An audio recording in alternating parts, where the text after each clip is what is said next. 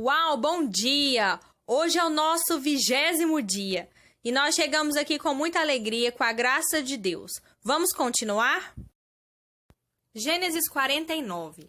Jacó reuniu seus filhos e pediu: fiquem aqui à minha volta. Quero dizer o que está reservado para vocês nos dias que virão. Reúnam-se e ouçam, filhos de Jacó. Ouçam Israel, seu pai. Ruben, meu primogênito, minha força, primeira prova da minha virilidade, maior em honra, maior em poder. Mas como água que se derrama de um balde, você não será mais o maior, pois subiu ao leito nupcial de seu pai. Você subiu à minha cama e a profanou. Simeão e Levi são muito parecidos, prontos para brigar por qualquer coisa. Não tenho parte nos seus atos de vingança, nem quero participar de suas amargas revanches. Eles matam homens em seus acessos de raiva, aleijam bois por mero capricho. Maldita seja sua raiva descontrolada, seu ódio indiscriminado. Eu jogarei vocês fora como lixo e os espalharei como papel picado no meio de Israel. Judá, seus irmãos elogiarão você. Seus dedos estarão na garganta do inimigo, enquanto seus irmãos prestam honra a você. Judá, meu filho, você é um leãozinho que acaba de chegar depois de matar. Olhem para ele agachado como um leão, rei dos animais. Quem se atreve a mexer com ele? O cetro estará sempre em Judá. Ele segurará com firmeza o bastão de comando, até que venha o último governante e as nações obedeçam a ele. Ele amarrará seu jumento à videira e ao ramo viçoso, seu puro sangue premiado. Lavará sua camisa no vinho e sua capa no sangue das uvas. Seus olhos serão mais escuros que o vinho e os seus dentes mais brancos que o leite. Zebulon se estabelecerá no litoral, um porto seguro para os navios, bem ao longo de Sidom. Isacar é um jumento teimoso, que se deita entre os currais. Quando viu como o lugar era bom, como a terra era agradável, desistiu de sua liberdade e foi trabalhar como escravo. Dan cuidará do direito do seu povo, com competência entre as tribos de Israel. Dan é uma pequena serpente no meio da grama, uma cobra venenosa à espreita no caminho, que morde o calcanhar do cavalo e derruba seu valente cavaleiro. Aguardarei com esperança tua salvação, ó Eterno. Gade será atacado por bandidos, mas ele os pegará. Aser será famoso por sua comida deliciosa, doces e guloseimas próprios de reis. Naftali é uma gazela em liberdade, da qual nascem lindos filhotes. José é um jumento selvagem junto à fonte, jumentos robustos sobre um monte. Arqueiros atacaram com fúria, atiraram flechas com pontas cheias de ódio, mas ele resistiu com firmeza, com arco firme e braços ágeis. Com o apoio do defensor de Jacó, o pastor, a rocha de Israel, o Deus de seu pai, que ele o ajude, e que Deus, o Deus forte, conceda suas bênçãos a você, bênçãos que vêm do céu, bênçãos que saem da terra, bênçãos dos seios e do ventre. Que as bênçãos de seu pai superem as bênçãos das montanhas antigas, superem o prazer dos montes eternos, que elas repousem sobre a cabeça de José, sobre a fronte daquele que foi consagrado entre seus irmãos. Benjamim é um lobo voraz, devora sua presa durante a manhã e à tarde divide o que restou. São essas as tribos de Israel, as 12 tribos, e foi essa a bênção de seu pai para eles. Cada um recebeu sua bênção especial de despedida. Em seguida, ele deu as seguintes instruções a seus filhos: estou para ser reunido ao meu povo. Enterre-me com meus pais na caverna que fica no campo de Efron, o Hitita, na caverna no campo de Macpela, diante de Manre, na terra de Canaã, o campo que Abraão comprou de Efron para usar como sepultura. Ali foram sepultados Abraão e sua esposa Sara, Isaque e sua esposa Rebeca, e ali também sepultei Lia. O campo e a caverna foram comprados dos hititas. Ele acabou de dar essas instruções, retraiu os pés na cama, deu o último suspiro e foi reunido ao seu povo. Apresentem meu pedido ao faraó. Meu pai me fez jurar, dizendo: a hora da minha morte está chegando. enterre-me no túmulo que preparei para mim na terra de Canaã. Por favor, preciso de uma licença para que eu vá e faça o sepultamento de meu pai, e voltarei em seguida. O faraó concordou. Claro, vá e sepulte seu pai, conforme o juramento que você fez a ele. Então José partiu para sepultar o pai, e todos os altos oficiais da corte do faraó, todos os de alto cargo no Egito, acompanharam José e sua família, seus irmãos e os parentes de seu pai. Os filhos dele, os rebanhos e o gado ficaram em Gozém. Carruagens e cavaleiros os acompanharam num grande cortejo fúnebre. Ao chegar à eira de Átade, às margens do rio Jordão, fizeram uma parada para prantear e choraram longamente, de modo que era possível ouvi-los de longe. José participou durante 7 dias desses ritos fúnebres. Ao ouvir o lamento que vinha da eira de Átade, os cananeus que moravam na região disseram: os egípcios estão lamentando do fundo da alma. Foi por isso que aquele local, junto ao Jordão, ficou conhecido como Abel Mizraim, lamento egípcio. Os filhos de Jacó cumpriram ao pé da letra as instruções que haviam recebido. Levaram Jacó para Canaã e o sepultaram na caverna que fica no campo de Macpela, em frente a Manre, campo que Abraão havia comprado de Efron, o hitita, para servir de sepultura. José sepultou seu pai e em seguida voltou ao Egito.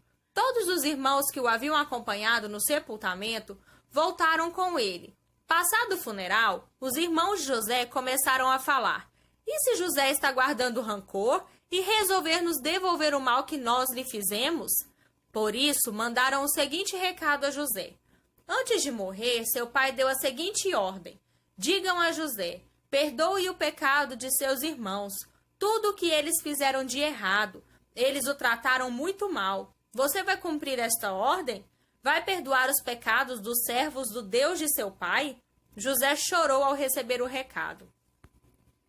Então os irmãos foram pessoalmente a ele, lançaram-se ao chão perante José e disseram: seremos seus escravos. José respondeu: não é preciso ter medo. Por acaso estou no lugar de Deus? Será que vocês não percebem que planejaram o mal contra mim, mas Deus transformou o mal em bem, como podem ver aqui e agora, salvando a vida de muita gente? Acalmem-se, não há o que temer. Vou cuidar de vocês e de seus filhos. Com estas palavras carinhosas, ele os tranquilizou. José continuou morando no Egito com a família de seu pai e viveu 110 anos, tempo suficiente para ver a terceira geração dos filhos de Efraim. Os filhos de Maquir, filho de Manassés, também foram acolhidos como se fossem de José. Perto do fim da vida, José disse a seus irmãos: a hora da minha morte está chegando. Com toda certeza, Deus visitará vocês e os levará desta terra de volta para a terra que ele solenemente prometeu a Abraão, Isaque e Jacó. E José fez que os filhos de Israel jurassem: quando Deus visitar vocês, não se esqueçam de levar meus ossos com vocês. José morreu aos 110 anos de idade. Ele foi embalsamado e posto num caixão no Egito. Apresentem meu pedido ao faraó. Meu pai me fez jurar, dizendo: a hora da minha morte está chegando. Enterre-me no túmulo que preparei para mim na terra de Canaã. Por favor, preciso de uma licença para que eu vá e faça o sepultamento de meu pai, e voltarei em seguida. O faraó concordou. Claro, vá e sepulte seu pai, conforme o juramento que você fez a ele. Então José partiu para sepultar o pai, e todos os altos oficiais da corte do faraó, todos os de alto cargo no Egito, acompanharam José e sua família, seus irmãos e os parentes de seu pai. Os filhos dele, os rebanhos e o gado ficaram em Gozém. Carruagens e cavaleiros os acompanharam num grande cortejo fúnebre. Ao chegar à eira de Átade, às margens do rio Jordão, fizeram uma parada para prantear e choraram longamente, de modo que era possível ouvi-los de longe. José participou durante 7 dias desses ritos fúnebres. Ao ouvir o lamento que vinha da eira de Átade, os cananeus que moravam na região disseram: os egípcios estão lamentando do fundo da alma. Foi por isso que aquele local, junto ao Jordão, ficou conhecido como Abel Mizraim, lamento egípcio. Os filhos de Jacó cumpriram ao pé da letra as instruções que haviam recebido. Levaram Jacó para Canaã e o sepultaram na caverna que fica no campo de Macpela, em frente a Manre, campo que Abraão havia comprado de Efrom, o hitita, para servir de sepultura. José sepultou seu pai e em seguida voltou ao Egito. Todos os irmãos que o haviam acompanhado no sepultamento voltaram com ele. Passado o funeral, os irmãos de José começaram a falar: e se José está guardando rancor e resolver nos devolver o mal que nós lhe fizemos? Por isso, mandaram o seguinte recado a José. Antes de morrer, seu pai deu a seguinte ordem: digam a José, perdoe o pecado de seus irmãos, tudo o que eles fizeram de errado. Eles o trataram muito mal. Você vai cumprir esta ordem? Vai perdoar os pecados dos servos do Deus de seu pai? José chorou ao receber o recado. Então os irmãos foram pessoalmente a ele, lançaram-se ao chão perante José e disseram: seremos seus escravos. José respondeu: não é preciso ter medo. Por acaso estou no lugar de Deus? Será que vocês não percebem que planejaram o mal contra mim, mas Deus transformou o mal em bem, como podem ver aqui e agora, salvando a vida de muita gente? Acalmem-se, não há o que temer. Vou cuidar de vocês e de seus filhos. Com estas palavras carinhosas, ele os tranquilizou. José continuou morando no Egito com a família de seu pai e viveu 110 anos, tempo suficiente para ver a terceira geração dos filhos de Efraim. Os filhos de Maquir, filho de Manassés, também foram acolhidos como se fossem de José. Perto do fim da vida, José disse a seus irmãos: a hora da minha morte está chegando. Com toda certeza, Deus visitará vocês e os levará desta terra de volta para a terra que ele solenemente prometeu a Abraão, Isaque e Jacó.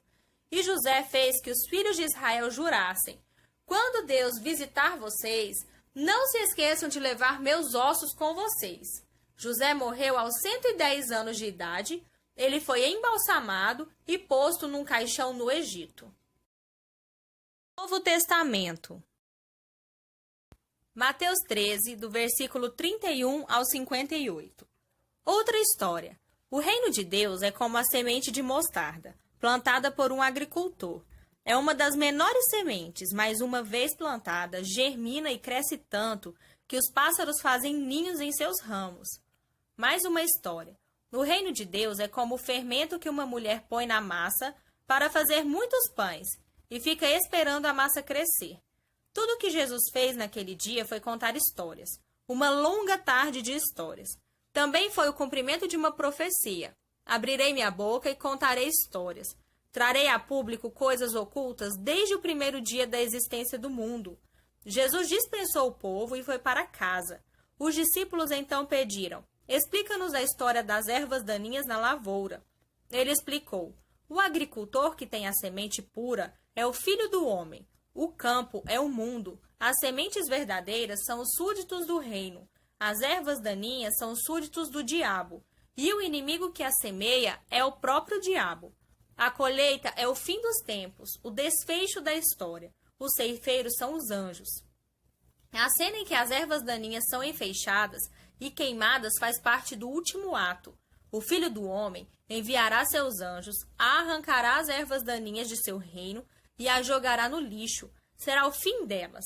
Ainda tentarão reclamar com o céu, mas ninguém as escutará. Ao mesmo tempo, as vidas prontas, santas e maduras irão adornar o reino do Pai. Vocês estão entendendo? O reino de Deus é como um tesouro escondido num campo, por muitos anos, até ser acidentalmente encontrado por uma pessoa. Ela ficará eufórica com a descoberta e vende tudo o que possui, a fim de reunir a quantia necessária para comprar aquele campo. O reino de Deus também é como um comerciante de joias que busca as melhores pérolas. Um dia encontra a pérola perfeita e imediatamente vende tudo o que possui para comprá-la. O reino de Deus também é como uma rede de pesca lançada ao mar, que apanha toda espécie de peixes. Quando está cheia, é puxada até a praia. Os peixes bons são recolhidos e guardados no tonel. Os que não estão bons são jogados fora. Assim será feito no desfecho da história. Os anjos virão, separarão os peixes ruins e os jogarão fora. Haverá muita reclamação e desespero, mas isso não vai fazer nenhuma diferença. Jesus perguntou: vocês estão entendendo? Eles responderam: sim. Ele acrescentou: então vocês já devem ter notado que o aluno bem instruído no reino de Deus é como o proprietário de uma loja, que tira da prateleira o que necessita, novo ou usado, no momento em que precisa. Jesus terminou de contar essas histórias e partiu dali. Voltou para sua cidade e começou a ensinar na sinagoga. Os ouvintes ficaram impressionados. Ele é muito bom, comentavam. De onde vem tanta sabedoria, tanta capacidade? Perguntavam-se. Não demorou, porém, e já estavam falando mal dele. Ora, nós o conhecemos desde menino, é o filho do carpinteiro. Conhecemos sua mãe Maria e seus irmãos, Tiago, José, Simão e Judas. Suas irmãs também vivem aqui. Quem ele pensa que é? E o desprezavam. Jesus observou: um profeta só não é importante em sua terra e em sua família, nas ruas em que brincou quando criança. Por causa da indiferença e da hostilidade deles, não fez muitos milagres ali.